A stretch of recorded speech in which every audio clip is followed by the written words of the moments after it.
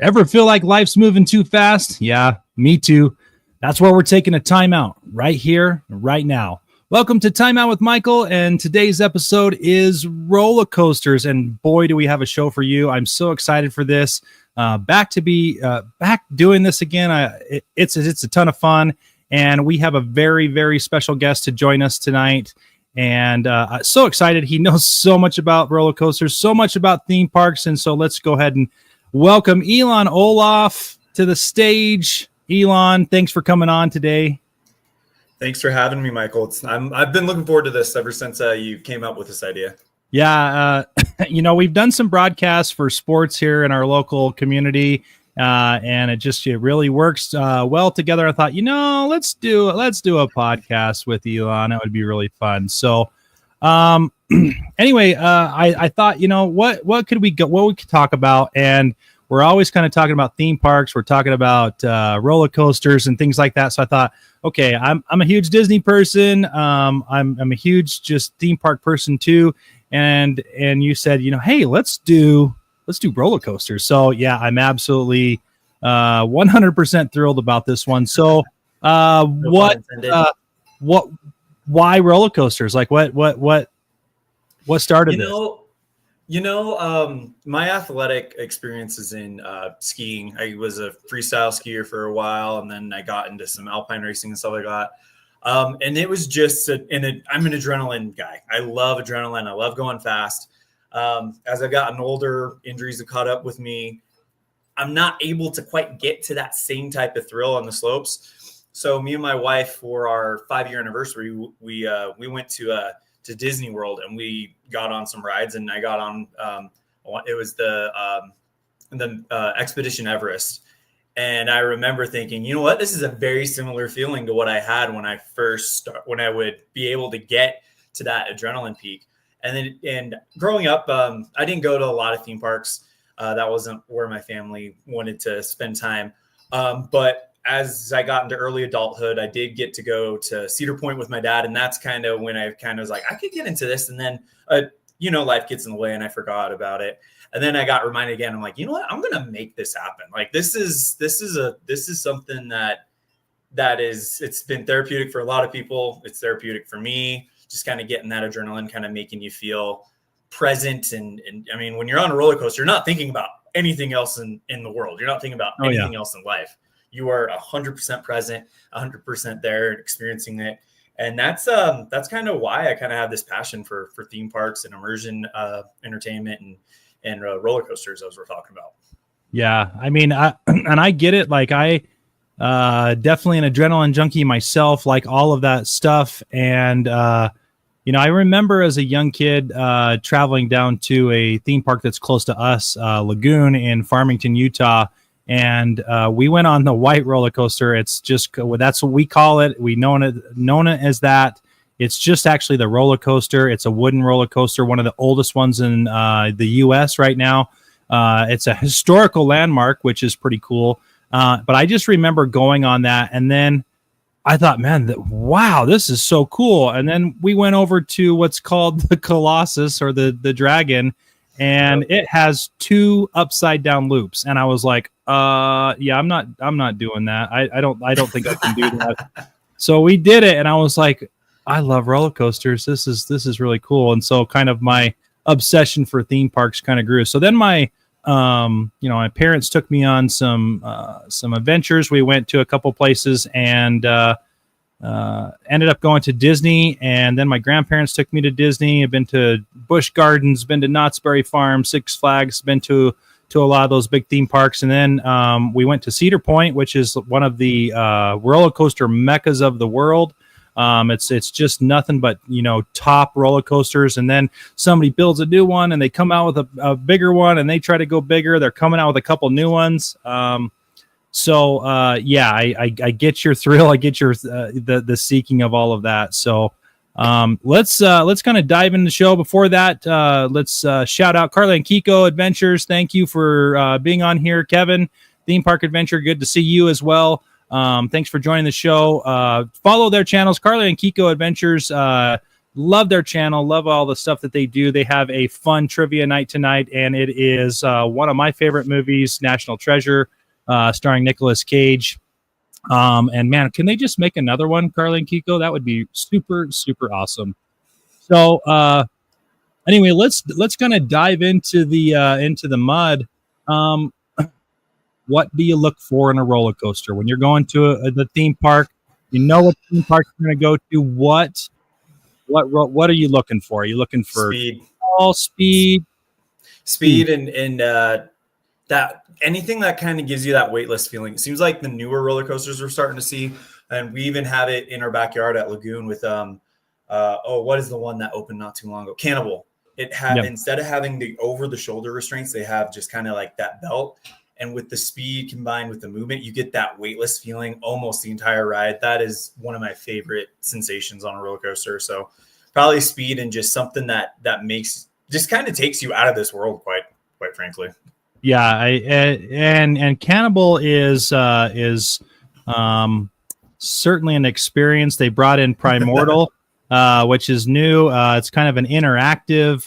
That you've started to see interactive roller coasters out there that are coming about, where you do the roller coaster theme and then you kind of see a story, and then you do a roller coaster theme and a story. Primordial has 7 different endings. I don't know if people knew that, but there are 7 different sequences. They have 2 drops. You can go one that goes straight backwards, and there's one that just drops you straight down. And within those 2, you get 7 different sequences. So it's not always the same ride. And I think a lot of roller coasters that are like that, or even just like your amusement rides, are trying to do that you have a different ending on things. So like Guardians of the Galaxy that you see in Disney California Adventure, there are 7 or 8 different renditions. You get a different song, you get a different sequence of drops and how they drop you. So there is a ton. Carly and Kiko, yes, California's Great America. We need to get there. It's part of I believe the Cedar Farms parks. I guess it's Cedar Parks is actually what it's called. They're part of that whole that group. So if you get a pass at Knott's Berry Farm, I believe you get to have it up at Great America, and then you can go to Cedar Point and all of the Cedar Park things. My brother knows more about all of that, but that is things. So speed, you're looking for speed. So if we go to the one in our backyard, Lagoon, what's the one you love the most? Cannibal. It's fast. I love that negative degree drop at the very beginning. People I was on with it hate it. I was just like, oh yeah, that's what I'm looking for. Also, it's what was fun about Cannibal is it's very unique in its lift hill. It doesn't have a lift hill. It's like a kind of an elevator almost that takes you to the top and then drops you down. So Cannibal is probably the one that I'm looking at. I really enjoyed Wicked. I thought that was really fun.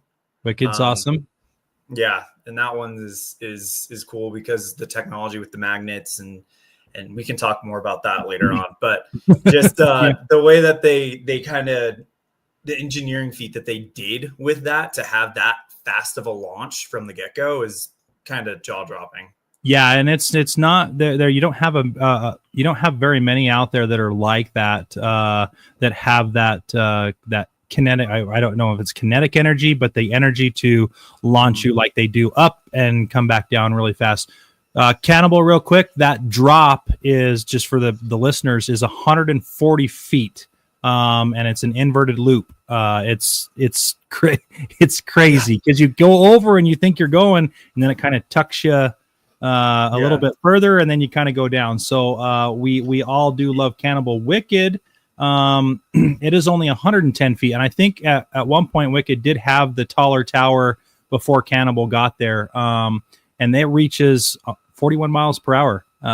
Wicked does. It goes pretty fast and pretty cool. It's kind of that, again, I get kind of psyched out on Wicked as you're going around the corner. It's got that like alarm going off, and then all of a sudden you stop and you're thinking, oh, and then we're gone. We're done. It's over. Yeah. So okay, you love speed, and that's what you're looking for. Are you a hands up guy or are you a hands down guy? Absolutely. I'm never grabbing that. Even if it's one of those over the shoulder where you can only get your hands up. My hands are up the whole time. My wife will sometimes reach over and put my hand down because she's worried I'm gonna like hit it on something. But no, I'm absolutely hands up. I'm not hanging on to anything.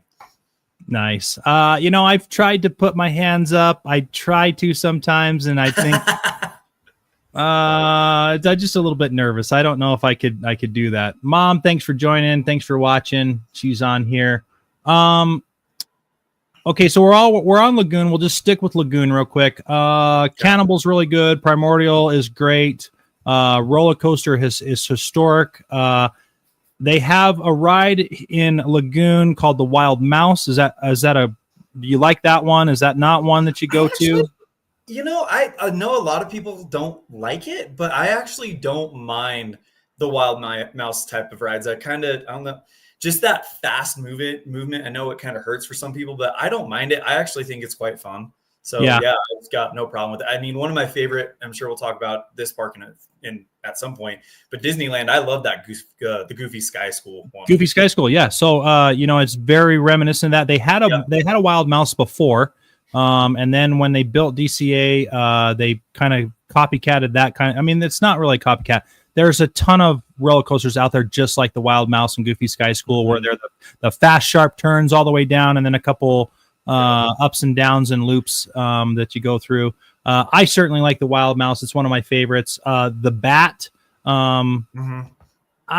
I don't. What do you think of the Bat? Is the Bat good? Is the Bat bad? What do you think? It's okay. It's a good kind of catch your breath after Cannibal type thing. That's what I when I go to these parks, I'll kind of beat it out. Like, okay, I know I'm going on Cannibal. I know I'm gonna need something to kind of bring the adrenaline down after that. And the Bat's a good one because it's kind of just like this glidey, not too intense, not too bad.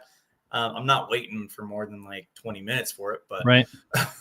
So I can remember when the Bat first came out and they talked about it. And again, we were season pass holders for Lagoon for many years. And we'll talk about how we changed that a little bit up this year.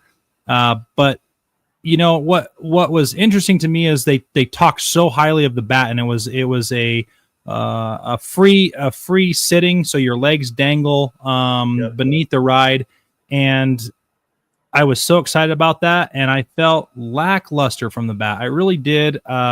It's one of those ones that we go ride if there's really not a ton, and it's like if I see the line is like outside of the queue, there's no way we're getting in it. I'm not going to wait that long for that ride. I felt like that I don't know. It's more of a kid's ride for me. It's a good starter coaster. It is a good starter coaster. If you're a starter person, however, I love Bombora. I think that's one of my most favorite ones there, maybe just because of the music. It's kind of like surf essence type of thing. A lot of fun. I absolutely dislike Jetstar. I'm getting older and it just rattles my bones. It hurts so bad. And there's no restraint. You really have to have three people. You have to have two to ride. You have to have two to ride. You can't ride single. It's always got to be two. Yeah. Like three is a little too much, but then like you're just this packed sardine in this can going down this track, and there's nothing. I mean, it just goes. But it is definitely a staple at Lagoon. What about Colossus? What's that? What about Colossus? Colossus. It's awesome. Like, where do you find two loops in the United States? Where do you really go find two solid loops right in a row? I mean, I think there's two other ones in the United States and one other one in the world that is like Colossus. It is very old. It's a dying breed of a roller coaster from what they have on their technology on it. But it's certainly one of those things it looks intimidating when you go. So that for those that you are in the chat, we're going to move on from Lagoon. Those of you in the chat and that are watching, if you've been to Lagoon, what is your most favorite ride at Lagoon as far as roller coasters go? Let's see if you guys match us. So let's move on. What's another park you've been to, Elan, that you totally love? Probably my favorite for rides, and it's in the news a lot right now, is Universal Florida. I mean, both of those parks are just, especially Islands of Adventure, is just so many great stuff. And then, of course, Epic Universe, which we can talk about it. We don't need to talk about it. None of us have been there yet, except the very select few. But yeah, I definitely my all-time favorite ride is Velocicoaster. Velocicoaster. I just love that that launch, the second launch, because you're already moving pretty quick into that second launch. And then you come out of that second launch and go up that massive hi-hat. My wife and I, we've been there twice, but when we go for a week long. So we're really there and we're really kind of taking our time through things. One of our trips, we got front row for Velocicoaster, and hitting that hi-hat in the front row and coming down. You want to talk about weightless? Like it was the one time I almost grabbed the bar because I thought there was a chance I could go over it, but it was so fun. I love Velocicoaster is a roller coaster unlike any other. It is so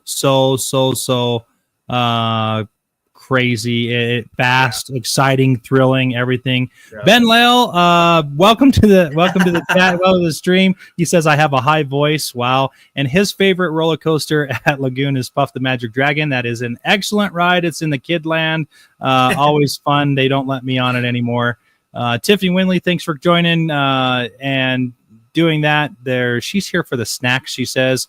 My mom's on the stream. She says that Barry told a story about the wild mouse. In the olden days, he was at Lagoon and a car flew off the tracks in the parking lot, and unfortunately one of the riders died. And we do remember that. They had an old section. They had the wild mouse there, and the car went off and did kill somebody. They took down the wild mouse. It was down for quite a while, and they reconstructed it and made it a little bit safer. But there absolutely was that story on the wild mouse. I did forget about that. But we talk about Universal and the roller coasters there. We went a couple years ago for Disney's 50th anniversary. 50th. And we ventured over to Universal, and then they had that Jurassic World Velocicoaster, and we rode it one time because we only had one day in Universal, and bouncing back and forth between Universal Studios and Isles of Adventure. And with a group of 17, it was very hard to kind of get all of that, little kids and things like that. But I love the Velocicoaster is probably my most coveted coaster out there. It is awesome. I really liked Hagrid's motorbike ride. I thought that was awesome. The front, the backwards, the drop, the twist, and then all the interaction and the sound that came with that roller coaster was super awesome. They pulled out all the stops with that, and I was like, wow, this is really cool. Nostalgic to me was just going back to Universal, I think, and seeing all of that stuff. So like the Incredible Hulk coaster, that was really cool. Excuse me. And then I think Revenge of the Mummy in Hollywood, I think that's one of my most favorite ones, obviously, because it goes backwards. And now you're going to get the new one that's coming, which is Fast and the Furious. And oh my Lord, it is going to be... I don't know if it's going to beat Velocicoaster, but dang, it is going to be right up there with it. It's going to be Velocicoaster West, I think. I think it's Universal Hollywood's needs more. I mean, him opening up Mario helps, but I've seen plans that they're planning to build a hotel around the parking lot. And if they're going to do that, that needs to be a full day park. As it sits right now, I don't think it's quite... It's quite a destination to compete with Disneyland. No. But if they can get an expansion and they can start with Fast and Furious, I think it could become something that people will use their whole trips on.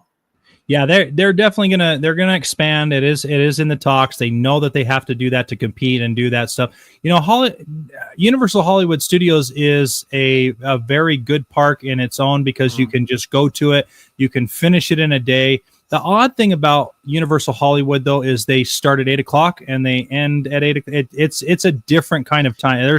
It always changes, and they do it depending on attendance. So if the attendance is low, and you're there and it's bad, you just kind of get the brunt of that, and you don't get a full day of it, which is kind of sad. You would wish that they would keep it open.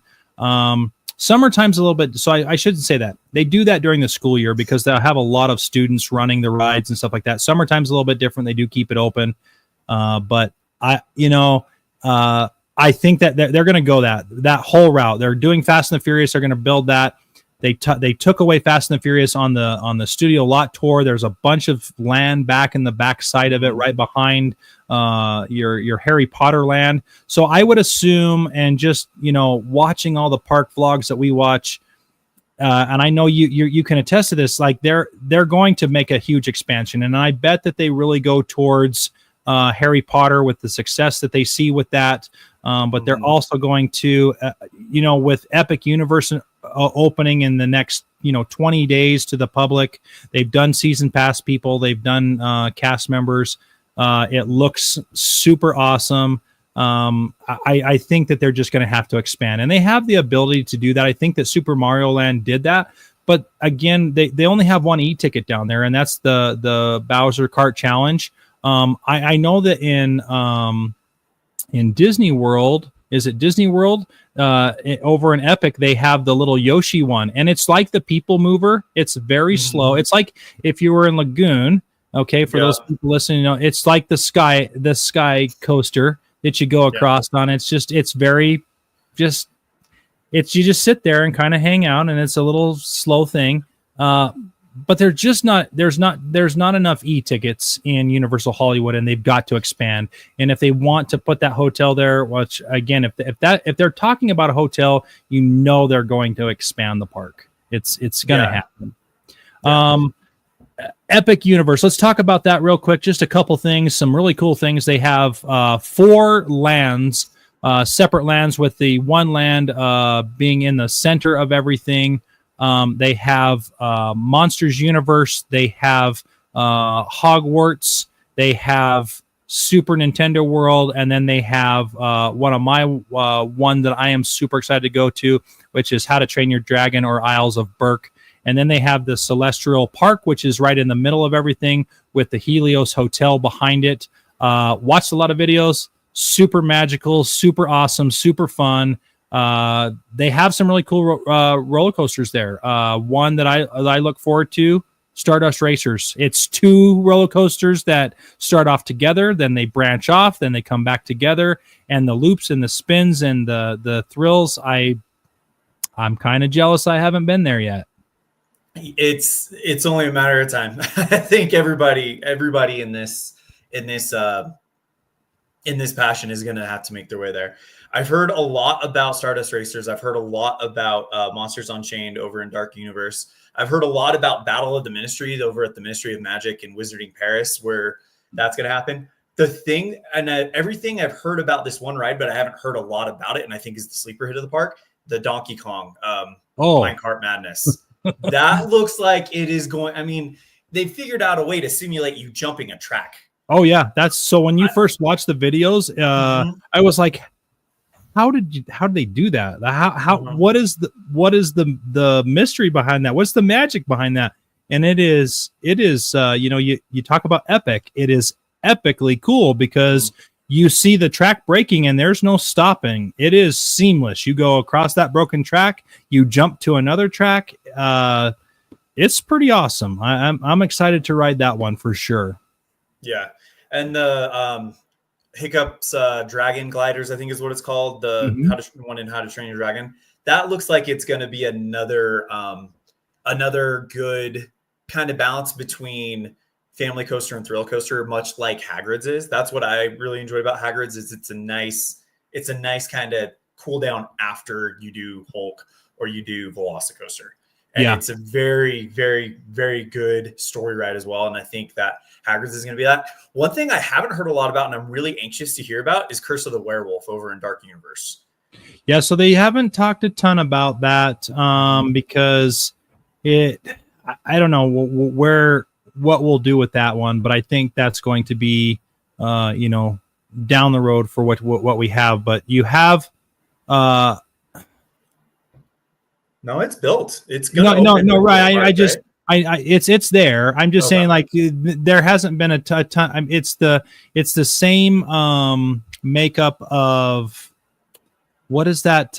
What's the ride I'm thinking of in Harry Potter? Oh, is it the same as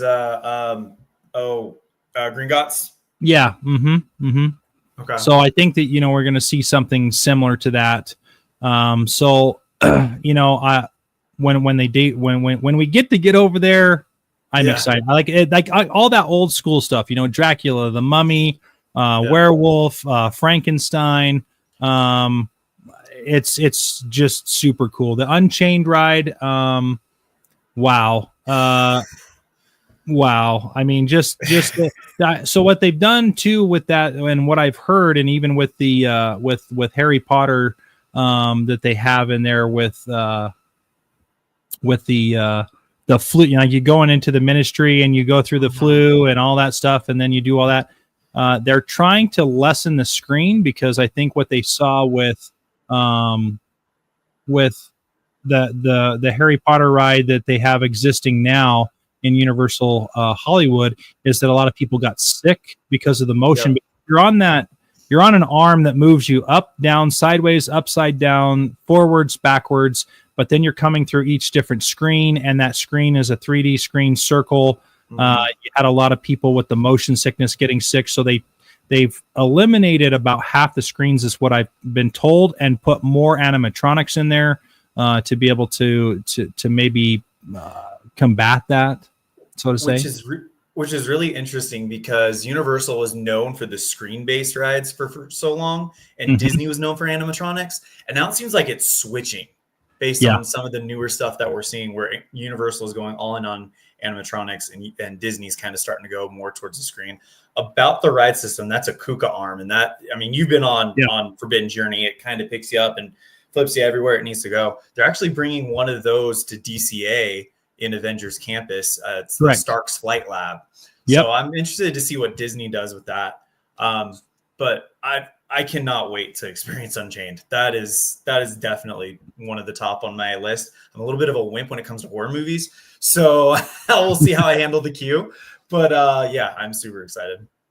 Yeah, it should be fun. That KUKA arm is definitely it's newer technology. It's not old, so it's going to be.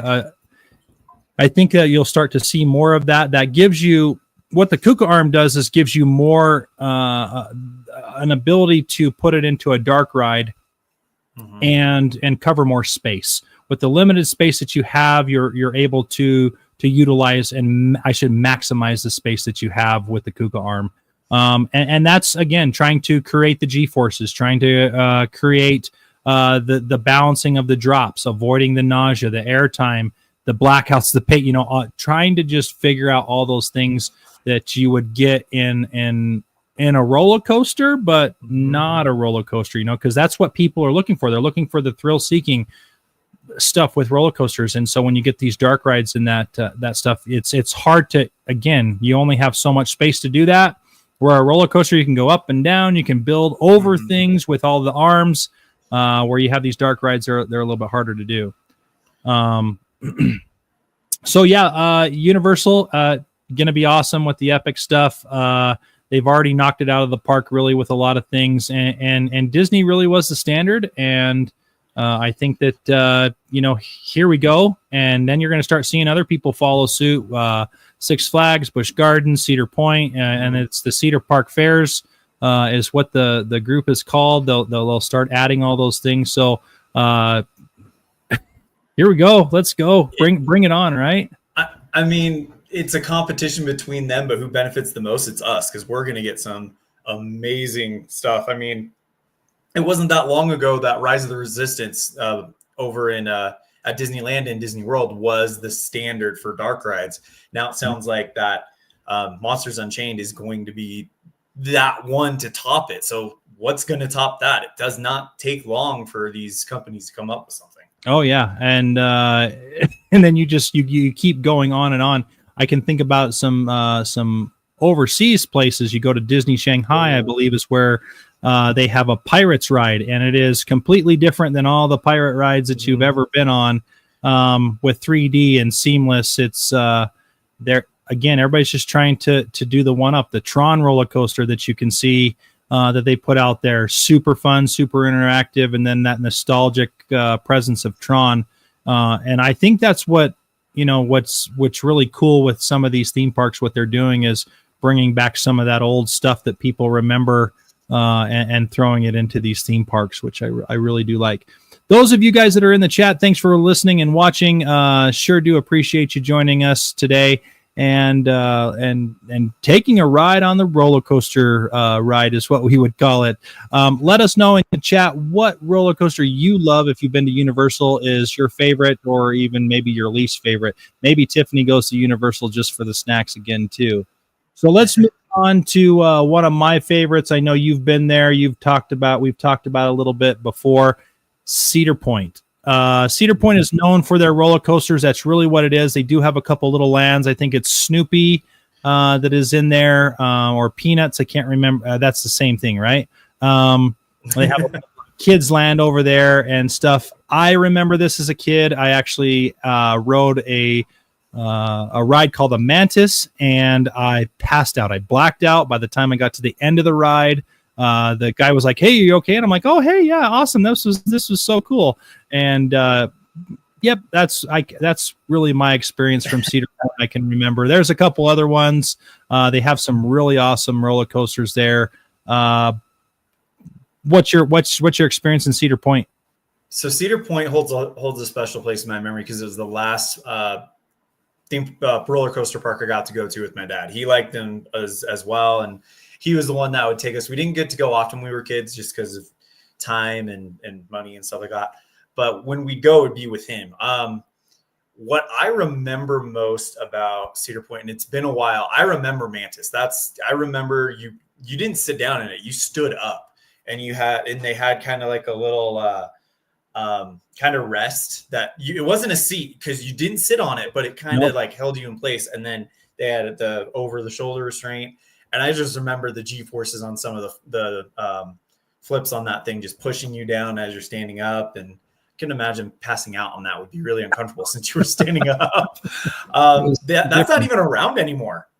Nope, it's not around. I think they only had it for 3 or 4 years, and I couldn't even tell you why they moved on from it. But probably just it wasn't in the wheelhouse to continue. People weren't riding it. I would imagine that would be some of the reasons. They got some really huge ones there. They have Steel Vengeance. They have Magnum XL. They have the Raptor. They have Top Thrill 2 now, which is a huge one that they've had there. Siren's Curse is the new roller coaster coming, if it's not already there. I'm sure I know it's there. I just don't know if they've opened it up to be able to ride. This is a tilt coaster, so it's going to be a lot different. And boy, I'd like to get myself there and do that and try that again.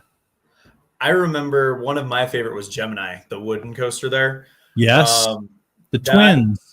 Yeah, I love wooden coasters, just especially when you can get into it's not a corkscrew kind of inverted, but just like that kind of G-force kind of spinning in on itself corkscrew. Yeah. That was one thing I really liked about Lagoon was I do like wooden coasters. So of course, being able to ride on one of the most original ones as far as wooden coasters go in the country in our own backyard was really cool. But Gemini was definitely one. Millennial Force, that was a really good one. I remember that just being on the shores of the lake and just thinking it was so cool to kind of be flying over the water. Right. Yeah. And I got to ride on the original Top Thrill, actually. Top Thrill. Oh, did you? Yeah. So that was really cool. And then I don't remember much about it. I just remember it being over in a blink of an eye. It's pretty quick. It goes. It's very fast. Top Thrill just a little bit different. They added some. I don't know. They added more seats or changed the way the car rode. Blue Streak. Blue Streak is one of the older wooden roller coasters that they have in the United States. I think it's the oldest one that's at Cedar Point, if I can remember correctly. but it definitely a fun one. I like wooden roller coasters because the sound, like that's another thrill. Like, right? Like, is this thing gonna break? Like, it's all reinforced by good stuff. It's not just completely wooden, which a lot of them were mostly wood, and wood is pretty strong. But yeah, when you're going that fast and you have that, and over time you ride 1 million times and plus in a year, it starts to take the toll on it. So you think about that, you're like, man, do I really want to ride this? Yeah, I'm going to ride it. And then you watch those movies and stuff happens. But no, a lot of fun at Cedar Point. And they do it right. They do it right at Cedar Point for sure.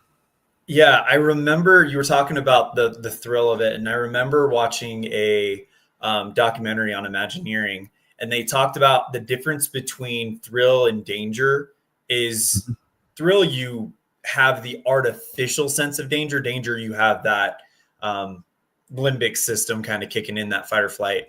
And just kind of this psychology of the difference between thrill and danger is kind of, it's a very fine line, and these guys know how to do it very well. It's also that same documentary I saw where I first learned about the Shanghai Pirates of the Caribbean ride, which I've actually heard they're bringing something when they do Avatar at DCA. They're going, the rumor is that it's going to be something similar to that as a boat ride for Way of Water. So if that's true, that would be amazing. Yeah, so they're gonna try to get that sequence of the action on Way of Water for Avatar to be able to be. They're gonna take that technology they have in Shanghai with pirates and kind of bring that into to that. So yeah, we're gonna see that. Fear triggers dopamine and endorphins, and it's like flight or fight. What are we doing? What are we doing here? Are we in control? And that's when you can really that's the thrill of the roller coaster. And then, you're next to a family, a friend, you're next to a total stranger riding a single ride and just going crazy on it. So, total fun, there. Have you ever laughed so hard on a roller coaster at someone's reaction behind you that you don't remember the roller coaster, but you remember laughing so hard because this person was freaking out so bad? More than I can count, because when you go to parks that are in your backyard, like Lagoon, where we have season passes, we go all the time, spend time down there. I mean, you go on these things and you know that this might have been their first time. And it's so funny because you see the same person on different roller coasters throughout the park and they're same reactions, same. And I can't help but laugh. I don't really hold back. I don't. I love watching people. I love seeing their reactions. I kind of, all of those things. And when they are acting like that, I'm like, man, is this for real or?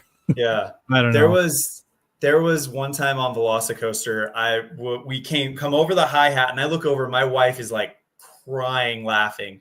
And then I hear it, and it's this lady right behind me, and she is like, "Oh God, what did I sign up for? I did not live right enough for this," and just like all just screaming the entire time. And she's sitting next to a guy who's a single rider who had no idea who this lady was before he got on, and he is. I look back at the end of the coaster, and he's losing it, and just the fun and the joy that these things bring. Yes, they're expensive to build. Yes, they're not for everyone, but for the people that do take joy in them, it's one of the most pure forms of joy that I think you can have as a human. Yeah. I'm trying to think of one that I can remember. I don't really remember the roller coaster that we were on, but I can remember the little girl that was behind us, and she was with her mom. And the whole time she was just like really excited. Mom was kind of prepping her to go on this roller coaster, and we get going. I actually really want to say it was Space Mountain, and she was terrified. And then all of a sudden we started going through the lights, and it was really slow because like the build up to get to the top is not crazy. It's not like over the top. And you could tell this little girl's like, "Oh, okay, yeah, maybe it's all right." And then the whole time just screamed like, "I can't believe you told me this. You're lying to me." All this stuff. And then you get to the end, and I'm never going to do this again. She gets off the ride. She's like, "Oh, that was really fun." Yeah. Wait a minute, Yeah. you just a whole bunch of different emotions Yeah. for all of that. Yeah. Cedar Point. So we've gone through those of you that just joined us. We got Elan Olliff talking about roller coasters today on Time Out with Michael. Really appreciate you being here. We've talked about Lagoon. We've talked about Universal Studios. We've talked about Cedar Point. Ever been to Knott's Berry Farm? I've actually never been there. That and Dollywood are the next on my list that I really want to check off. But I've watched countless videos on Knott's, and it looks like a nice park. I mean, I don't think it gets enough credit from what I've seen. So, I really, for those of you listening that are in our area, we can really relate Lagoon to Knott's Berry Farm, Knott's Berry Farm to Lagoon.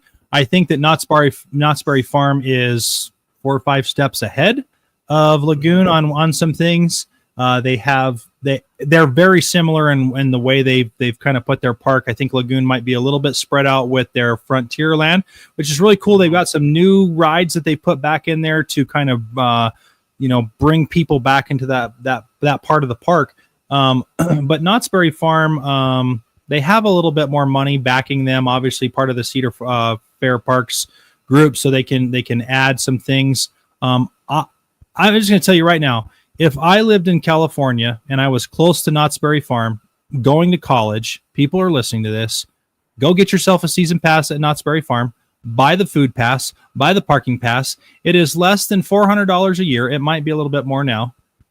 But to think about the food plan that you would pay for college or the rest of the year you're living down there, you can go to Knott's Berry Farm. You can get food twice. You can get 2 meals, 2 full-blown meals every day at Knott's Berry Farm, and you can go in and get it ordered, and then you can come back out. And so you could get lunch, and then you could go get dinner. And they have really good food, like really good food. That's what I would buy. I would buy a pass. I don't know why. I have talked to countless marketing people at Lagoon. I have talked to so many people with Lagoon upper echelons. Please bring a food plan that people would pay for. Yeah, it would be really cool if they have the parking pass, the season parking pass. They have the annual pass. Where's your food pass? Where's your food plan?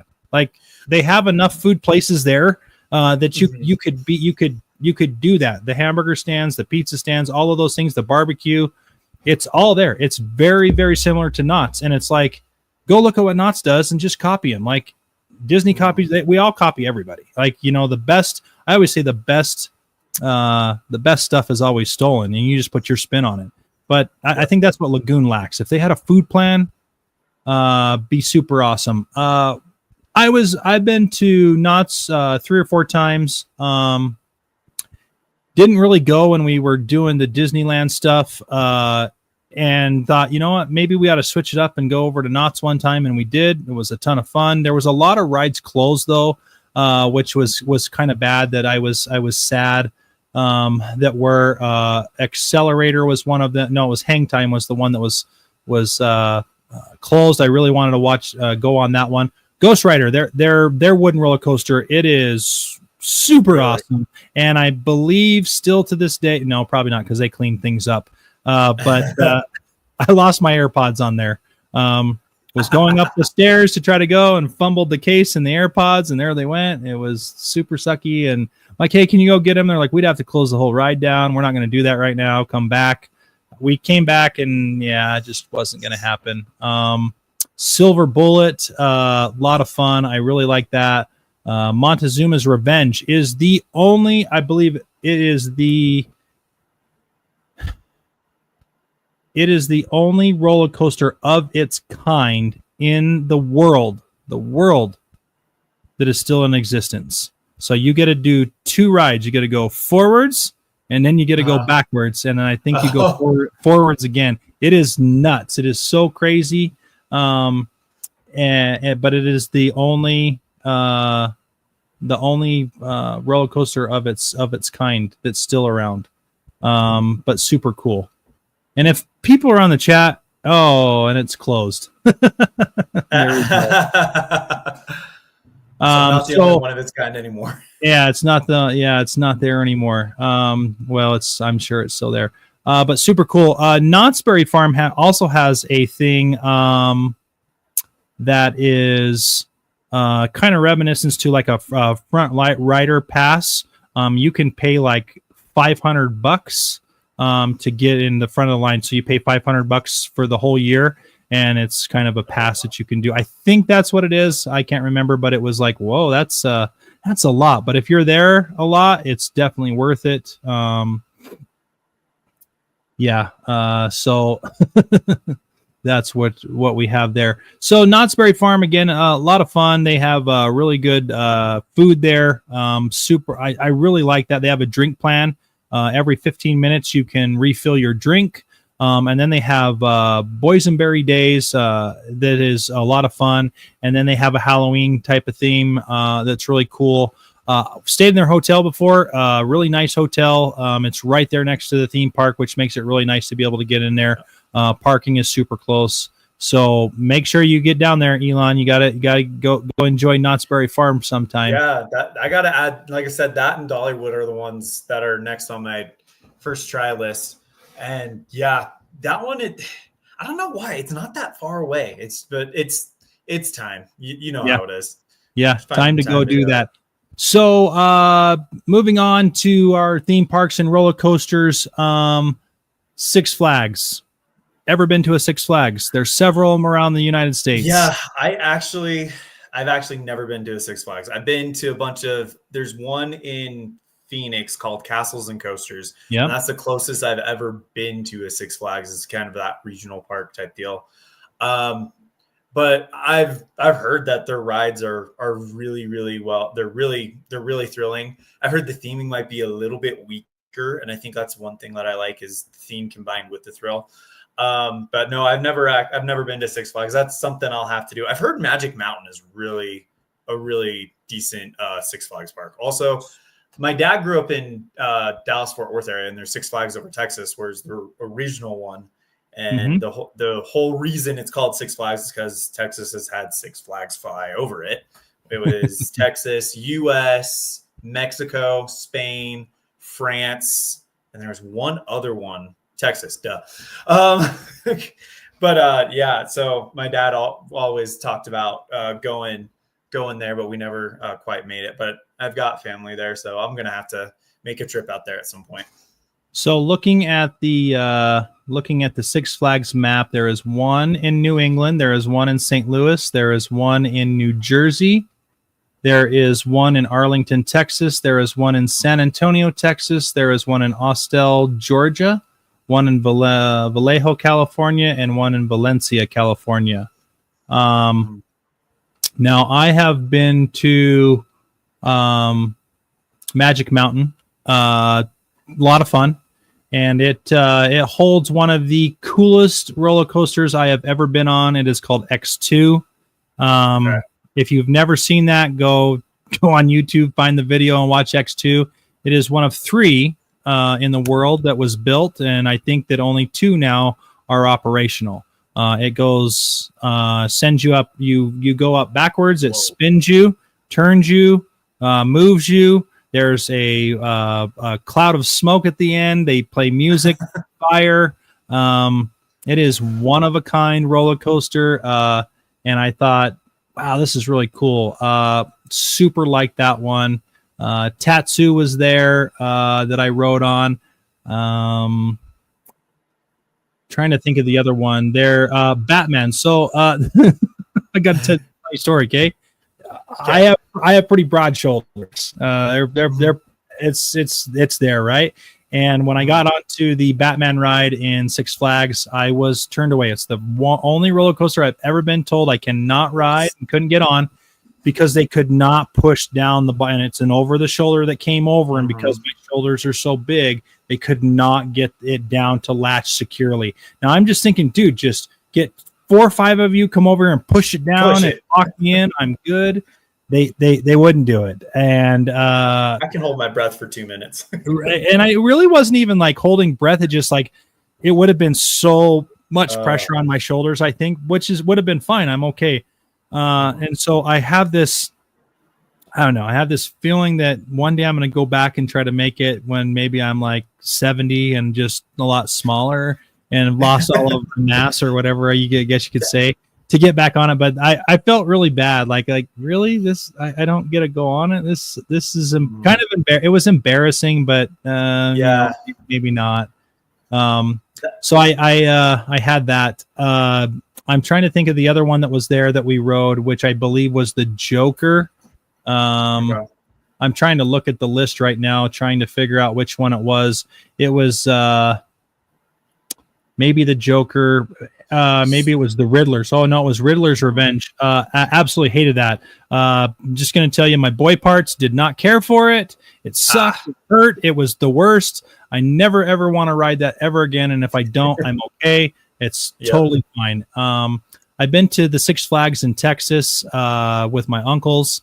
That was a lot of fun. Superman down there, and all of those fun things. Carly and Kiko, they have they're from the Bay Area, and they have Discovery Kingdom in the Bay Area for Six Flags, which is a lot of fun to go up there. But Six Flags is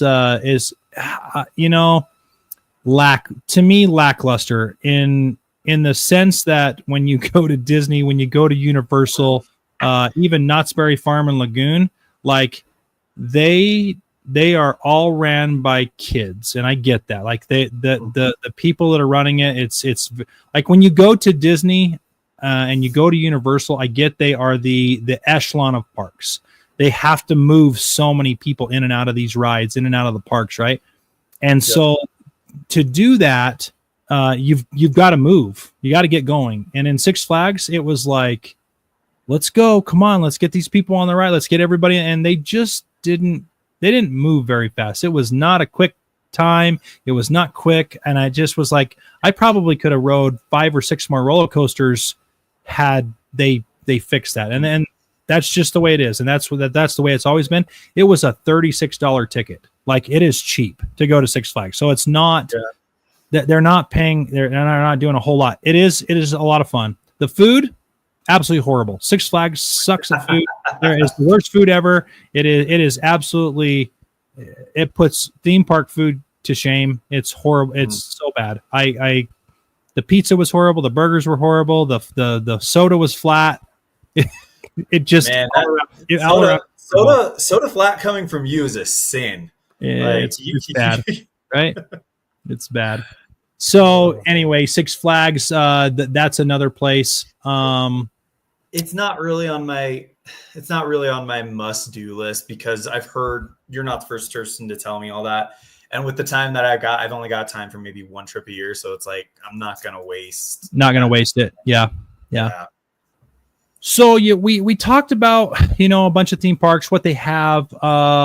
You talked about you like the wooden roller coaster. Do you like wooden roller coaster over steel roller coaster? Like, I can take either one. I mean, I think they're both great for different reasons. I think steel roller coaster, you have more of a speed type thrill, just kind of a straight thrill. With wooden roller coaster, there's more of like that psychological. How's this thing going to do at the end of the ride? Out of control. Yeah, you're out of control.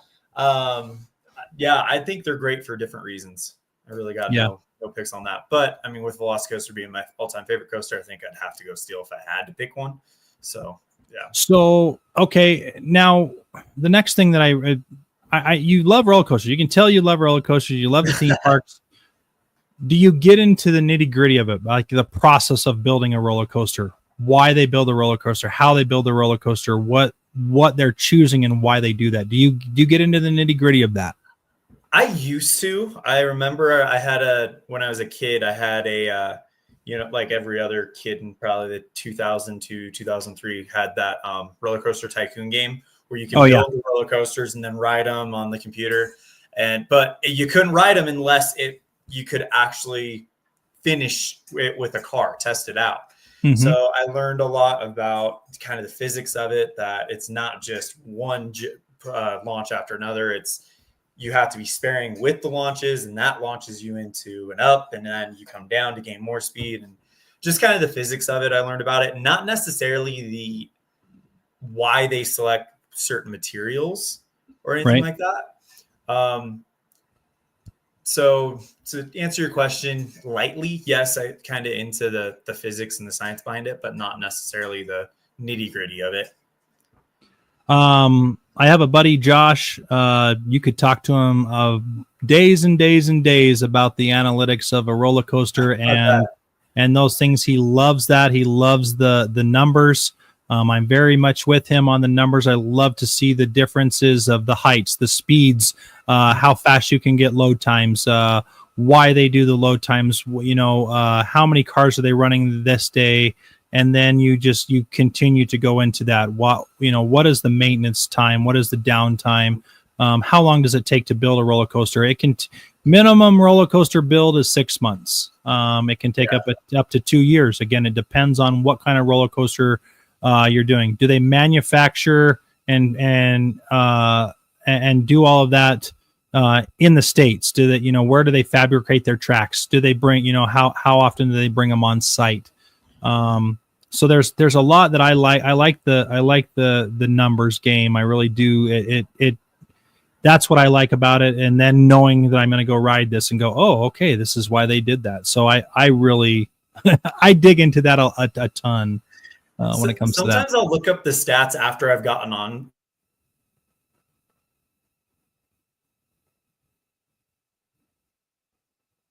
Oh, did I lose you? You got me back? Yeah, I got you back. Yep. Okay. I'll go look up the stats after I get on a roller coaster for the first time, because when I get on one for the first time, I don't want to know anything. All the videos I've watched on Epic Universe, if it gets to a queue, I'm going to fast forward it because I don't want to see it. If it gets to like a POV, I fast forward it because I don't want to see it.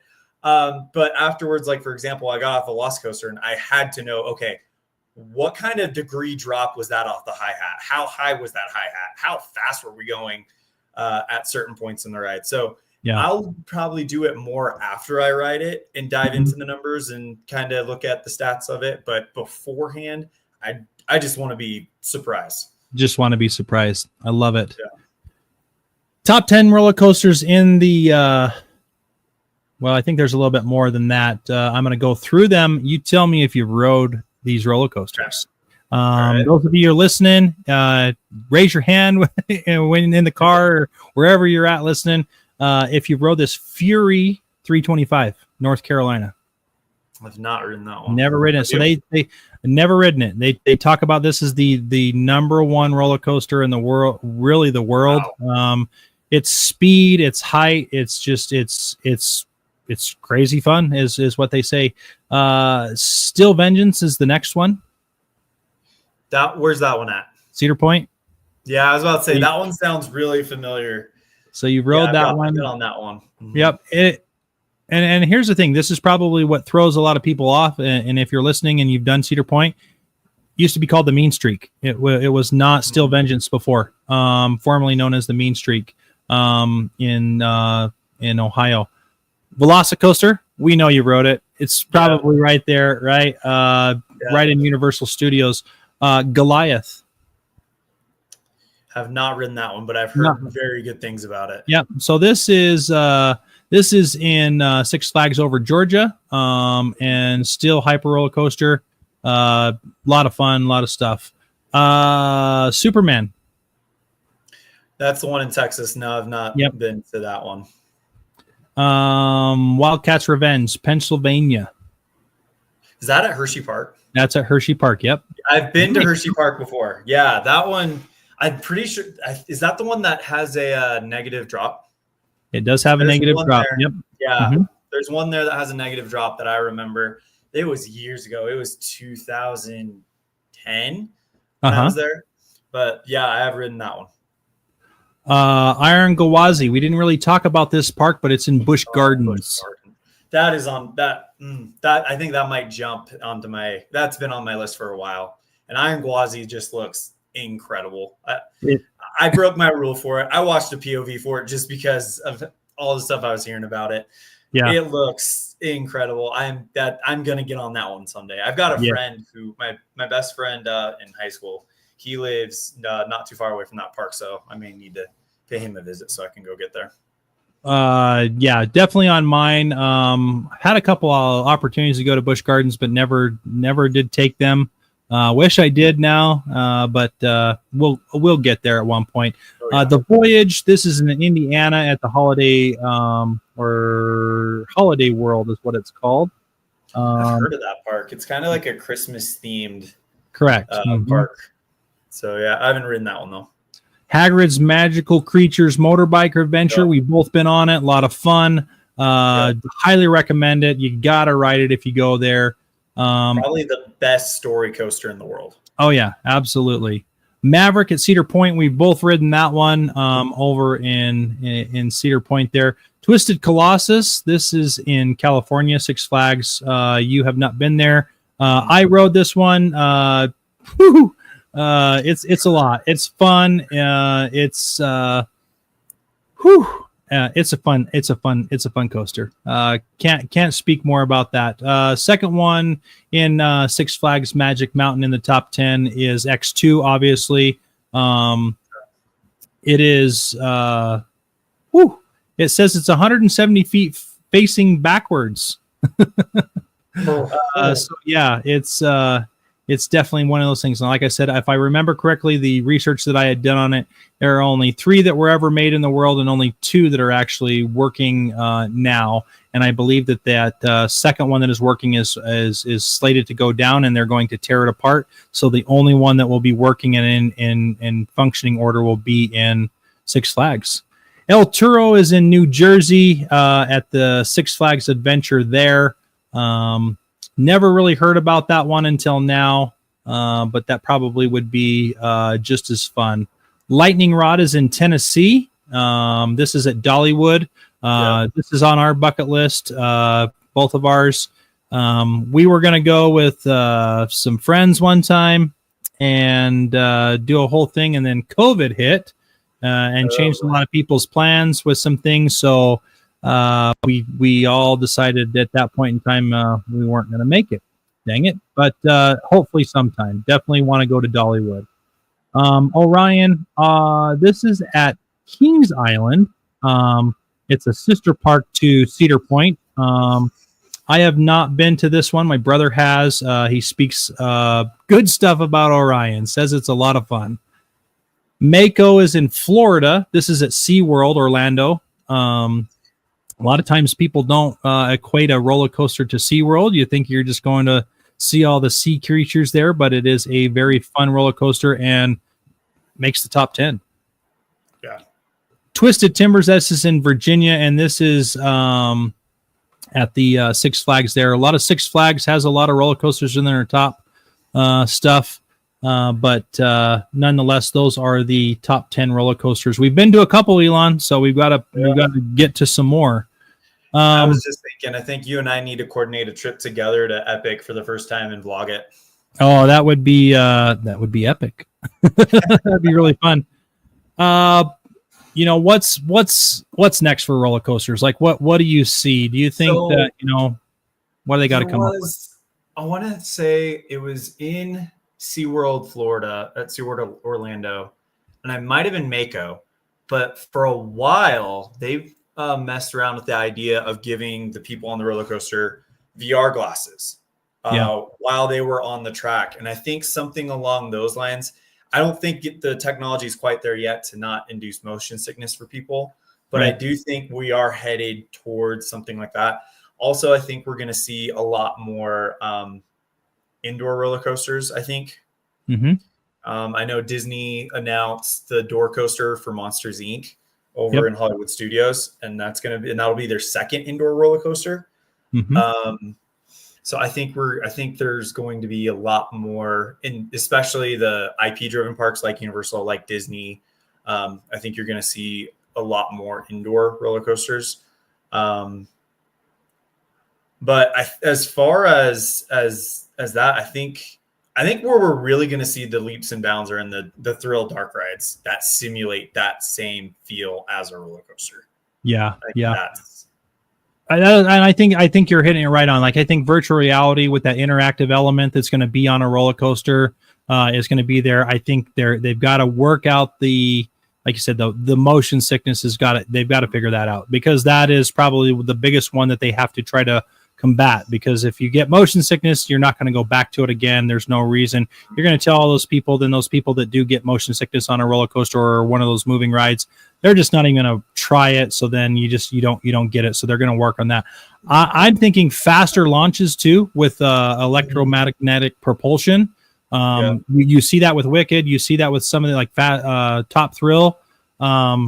That's cool. Like that thrill seek of just launching you. Velocicoaster has two, that initial, and then your second one that you have. If you've never ridden it and you've never watched the POV, you've never done any of that.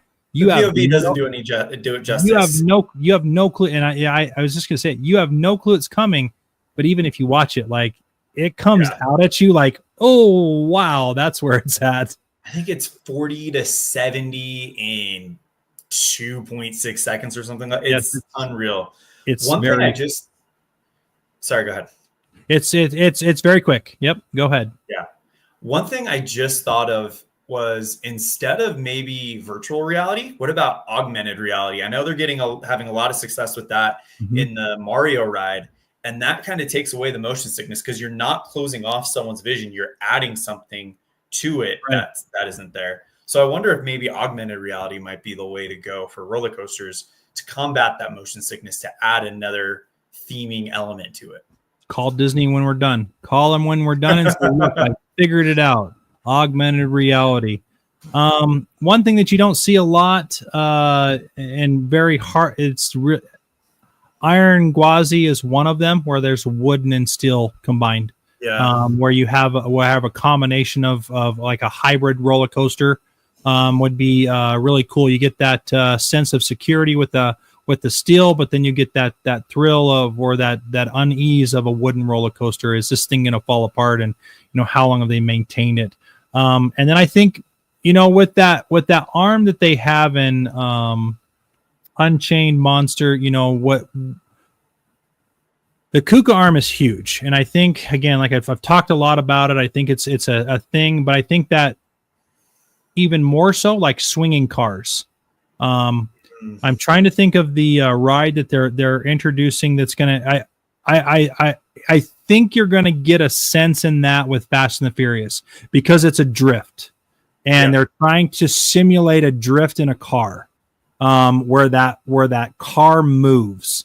I wouldn't say that it swings, but like a flying turn. I think that's kind of I think that's where they're starting to, like, okay, you go straight, you go straight, you go straight. Now what if we move the car? And you see that with X2, like that technology was there years ago, decades ago with X2. But then I didn't say it faded away, but I just don't think that it was like, I don't think people were looking for that. But I think now that they've had that adrenaline, they've seen all this, what's the next step? You probably have that.